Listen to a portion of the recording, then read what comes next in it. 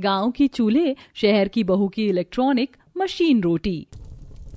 आशा बहू, मानना पड़ेगा तुम्हारा दिमाग तो बुलेट ट्रेन से भी ज्यादा तेज दौड़ता है। क्या तरकीब निकाली है रोटी बनाने की? एक साथ ही 10 से 15 रोटियां तैयार। इतने सालों में ये तरीका हमारे दिमाग में नहीं आया। तुम तो कमाल हो आशा। है ना माँ जी, बढ़िया है ना मेरा जुगाड़। आखिरकार क्यों लक्ष्मी किरण रोटी बनाने के इस तरीके से इतनी खुश हो रही थी, और क्यों आशा एक साथ 10 रोटी तवे पर बना रही थी? इन ढेर सारी रोटियों के पीछे की आखिरकार कहानी क्या है? आइए जानने के लिए कहानी में थोड़ा पीछे चलते हैं। आज तो ये मटर मशरूम की सब्जी सच में उंगलियां चाटने लायक बनी है।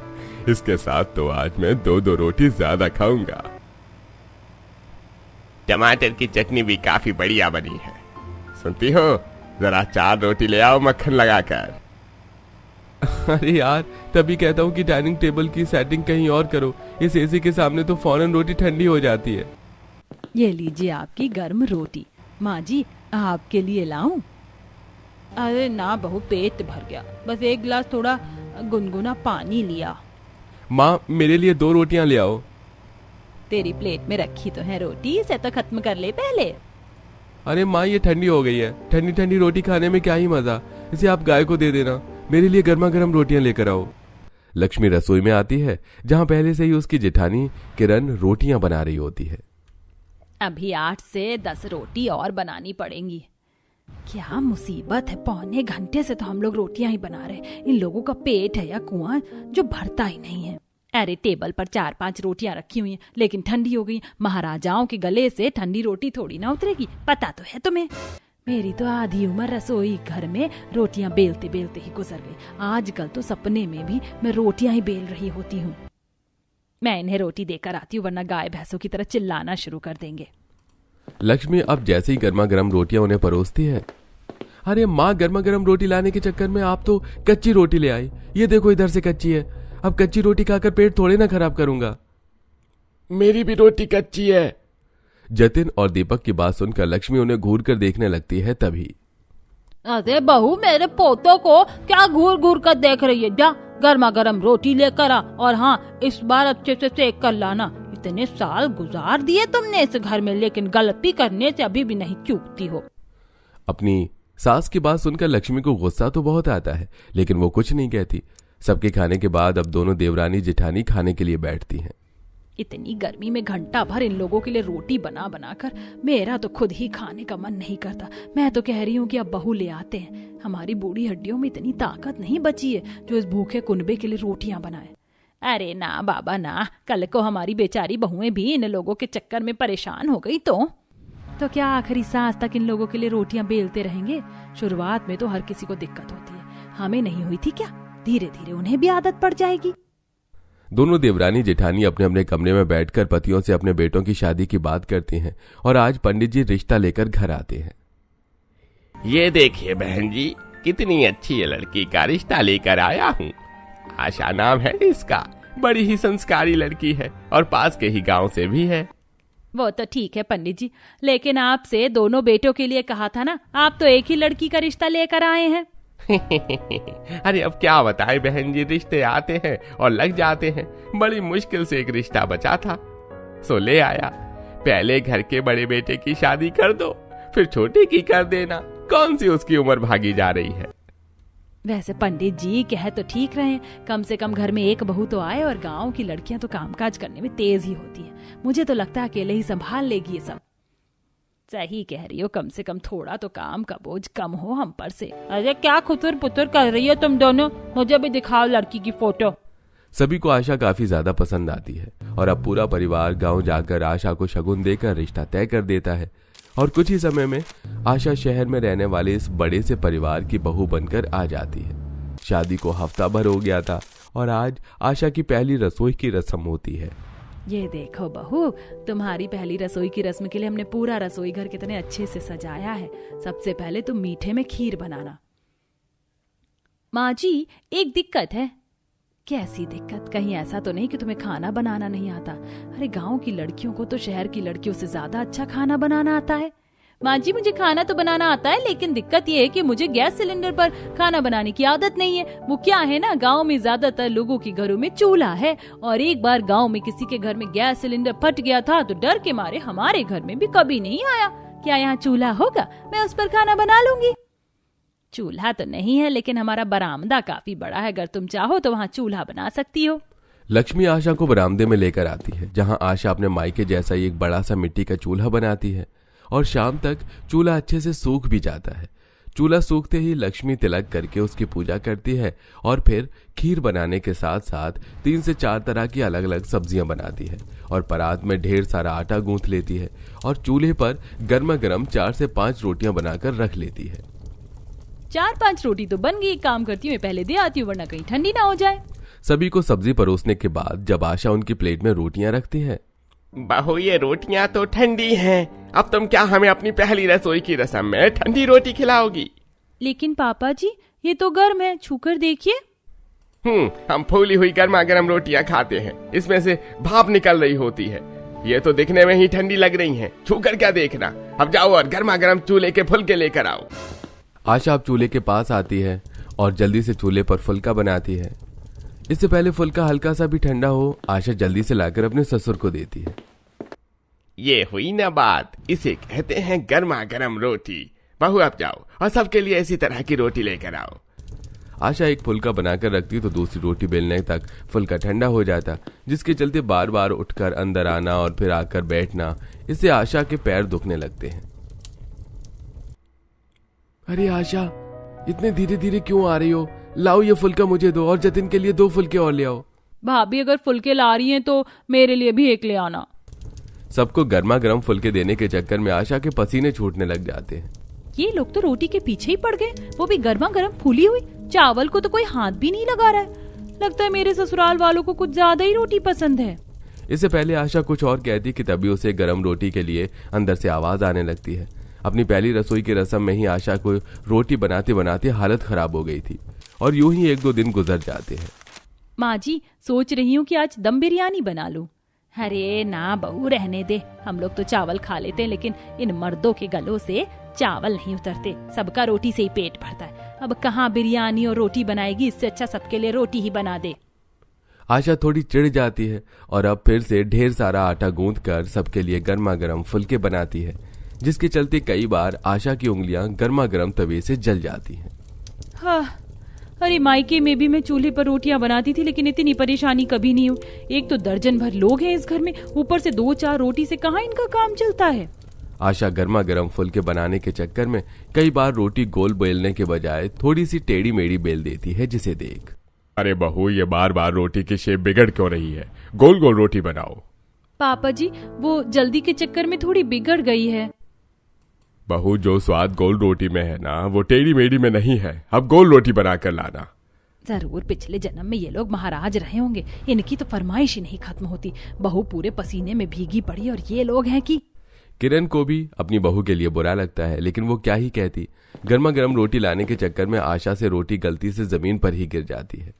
एक तो इतनी मेहनत से गर्मी में जलकर रोटी बनाओ, ऊपर से ये रोटी गिर गई। अरे धरती माँ, कम से कम आप तो कुछ तरस खाओ। अरे आशा, हर दिन वही सिंपल रोटी बना देती हो। एक काम करो, कल तुम मेरे लिए चुकंदर की रोटियां बनाना। भाभी अगर चुकंदर की रोटियां बनेंगी ही तो पालक की रोटी भी साथ में बना लेना। और हाँ, मेरे लिए रोटी मत लाना, गर्मा गर्म पराठा ले आना। मेरा तो आज पनीर की सब्जी के साथ पूरी खाने का मन कर रहा है। अरे पूरी रहने दो, एक काम करो, कुलचा ले आओ, 10-15 मिनट में तो बन ही जाएगा। रोटियों के साथ साथ कभी पराठे, कभी पूरी और कुलचे की फरमाइश बनाने लगती है, पर आशा अब वो परेशान हो जाती है। महीने भर में ही आशा का ससुराल में काफी बुरा हाल हो जाता है और अब वो चिड़चिड़ाते हुए कमरे में बैठी अपनी सास के पास आती है। माँ जी बस बहुत हुआ, मैं और रोटी नहीं बना सकती। या तो आप घर में कोई नौकरानी रखिए या तो मेरी खुद मदद करिए। रोटी बनाने में जितनी दिक्कत नहीं है, उससे ज्यादा दिक्कत तो इन्हें गर्मा गर्म फुल्का देने में। जरा सी रोटी ठंडी क्या होती है, सबके मुंह बन जाते हैं। बहू मिडिल क्लास फैमिली है, नौकरानी रखेंगे तो महीने का 15,000 कहाँ से देंगे। शुरुआत में दिक्कत होती है, लेकिन धीरे धीरे तुझे आदत पड़ जाएगी। और अब हमारी बूढ़ी हड्डियों में भी इतनी ताकत नहीं है जो रोटियां बेल सके। अपनी सासों की बात सुनकर आशा मुंह लटका कर वापस अपने कमरे में आ जाती है। अरे वाह, बहू को ज्ञान तो ऐसा दिया जा रहा था जैसे तुमने तो कभी रोटी बनाने में चिड़चिड़ी ना की हो। पता है ना, जब तुम इस घर में बहू बनकर आई थी तो किस तरह रोटी बनाने से चिढ़ती थी। कह तो ऐसे रही हो जैसे खुद तो रोटी बनाने में माहिर थी। मुझे तो फिर भी कुछ महीनों में आदत पड़ गई थी, लेकिन तुम तो साल भर रोती रही। इसी तरह कुछ वक्त गुजर जाता है और पंडित जी जतिन के लिए भी एक रिश्ता लेकर आते हैं। तो कैसी लगी लड़की की तस्वीर?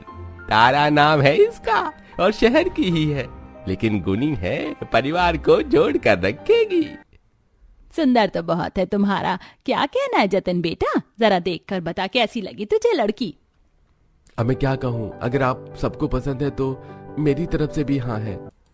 इतने दिनों बाद ही सही, लेकिन खुशखबरी तो सुनने को मिली। अब मेरी देवरानी आएगी जो रोटी बनाने में मेरी मदद करेगी। बस कुछ दिन का और इंतजार। आशा बेसब्री से अपनी देवरानी के आने का इंतजार करती है और कुछ समय में जतिन की भी शादी हो जाती है। तारा को आए एक हफ्ता गुजर जाता है और आज तारा की पहली रसोई की रस्म होती है। आशा तारा को रसोई में लेकर आती है, जहां तारा पहले तो आराम से एक दो तरह की सब्जियां बना लेती है, लेकिन जब रोटी बेलने की बारी आती है तो बार बार रोटी कभी बेलन तो कभी चकले से चिपकने लगती है। ये देख।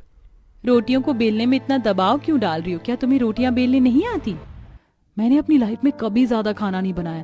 सब्जी तो बना लेती हूँ, लेकिन रोटी बिल्कुल नहीं बनती। हे भगवान, हो गया सत्यानाश। सोचा था देवरानी आएगी तो रोटी बनाने में मदद हो जाएगी, लेकिन इस महारानी को तो रोटी बेलनी ही नहीं आती। आशा आंगन में आती है और चूल्हे पर गर्मा गर्म रोटी बनाने लगती है, तो वहीं तारा अब सभी को रोटी परोसती है। वाह बहू, गर्मा गर्म फुलके लाए जा रहे हैं। तुम तो बिल्कुल आशा बहू की तरह रोटियां बनाती हो। पापा जी, ये आपकी गलतफहमी है। ये रोटी मैंने बनाई है, तारा ने नहीं। इसे रोटी बनानी ही नहीं आती। आशा बहू क्या कह रही है? तुम्हें रोटी बनानी नहीं आती? जब रिश्ते की बात हो रही थी तो तुम्हारे घर वालों ने कहा था कि तुम्हें खाना बनाना आता है। सब्जी वगैरह आए ना आए, लेकिन रोटी बनानी तो पहले आनी चाहिए लड़की को। ये लोग तो मुझ पर ऐसे चढ़ रहे हैं जैसे ये कोई बॉर्डर हो और मैं कोई सिपाही हूँ और मुझे बंदूक चलानी नहीं आती हो। कोई बात नहीं, आशा बहू है ना, सिखा देगी रोटी बनाना। क्यों नहीं? पहले क्या मैं दर्जन भर लोगों के लिए रोटी बना बना कर कम परेशान हूँ, जब इस महारानी को भी सिखाऊं। सास के कहने पर आशा बाहर चूल्हे पर तारा को रोटी बनाना सिखाती है। तारा, किस तरह रोटियां बेल रही हो तुम? और तवे की रोटी तो जल भी गई है, इस तरह रोटी बनाओगी? भाभी, बोल तो ऐसे रही हो जैसे खुद तो माँ के पेट से सीख कर आई हो। खुद ने भी सीखने के टाइम गलतियां की होंगी। दोनों में बहस हो जाती है कि तभी किरण और लक्ष्मी आती हैं। क्यों लड़ना शुरू कर देती हो बात बात पर? तो क्या करें, आप ही बताइए।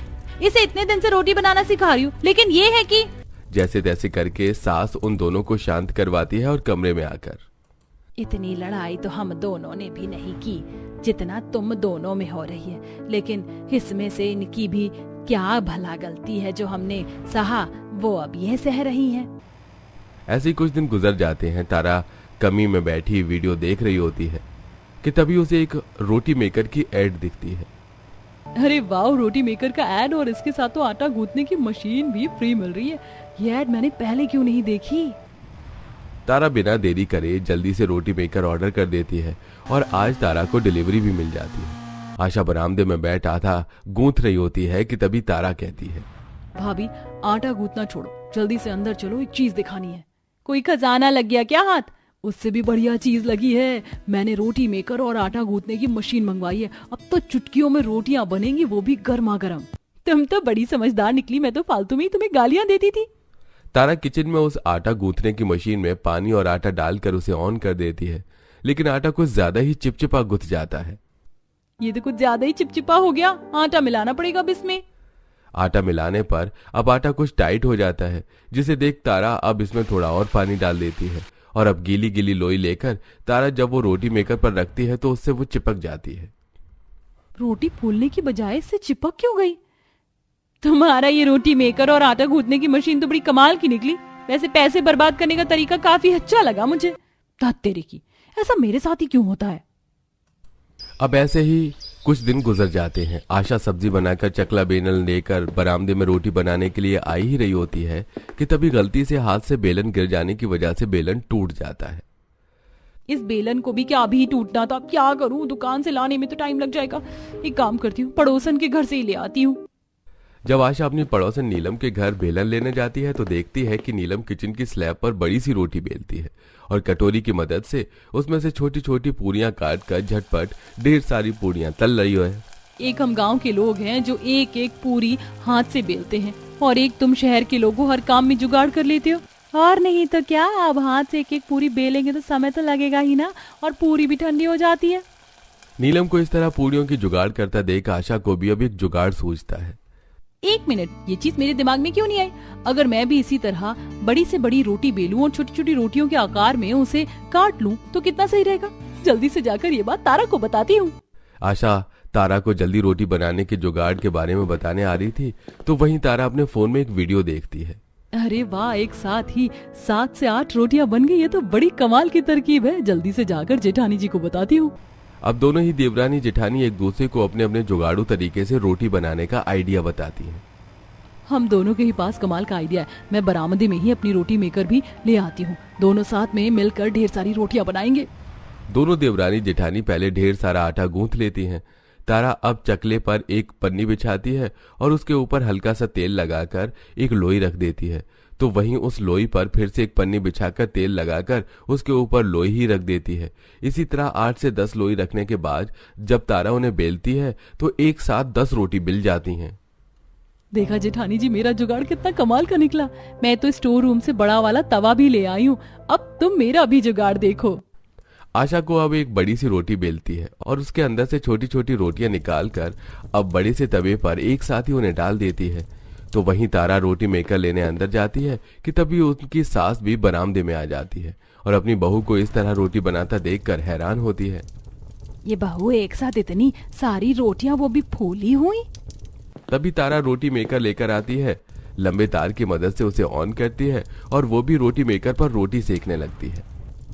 देखा माँ जी, हम दोनों गांव और मॉडर्न बहू का जुगाड़ कुछ ही मिनटों में ढेर सारी रोटियां मिल गई और गर्मा गर्म फुलके भी बन गए। अब तो सबको रोज गर्मा गर्म रोटियां खाने को ही मिलेंगी। अरे वाह, तुम दोनों ने तो कमाल का जुगाड़ निकाला है। इतने साल हो गए हम दोनों को रोटी बनाते बनाते, लेकिन आज तक ऐसा जुगाड़ हमें नहीं आया। अब गर्मा गर्म फुलके सेक जब वो सभी को परोसती है तो क्या बात है बहू, आज तो पलक झपकते ही गर्मा गर्म रोटी हमारी प्लेट में आ रही है। गर्मा गर्म रोटियों के साथ ये लौकी की सब्जी भी पनीर जैसी स्वाद कर रही है। दीपक की बात सुनकर सभी हंसने लगते हैं। तो वहीं किरण और लक्ष्मी को भी अपनी दोनों बहुओं पर काफी गर्व होता है और अब दोनों देवरानी जेठानी इसी तरह कुछ मिनट में ढेर सारी रोटियां बेल लेती हैं। जहां एक तरफ गांव वाली बहू चूल्हे पर एक साथ 8 से 10 रोटियां बनाती तो वहीं शहर वाली बहू भी कुछ कम नहीं थी। पलक झपकते ही तारा भी अपनी रोटी मेकर में ढेर सारी गर्म रोटियां बना लेती और अब अपने परिवार को बिना किसी परेशानी के गर्मा गर्म रोटियां खिलाती।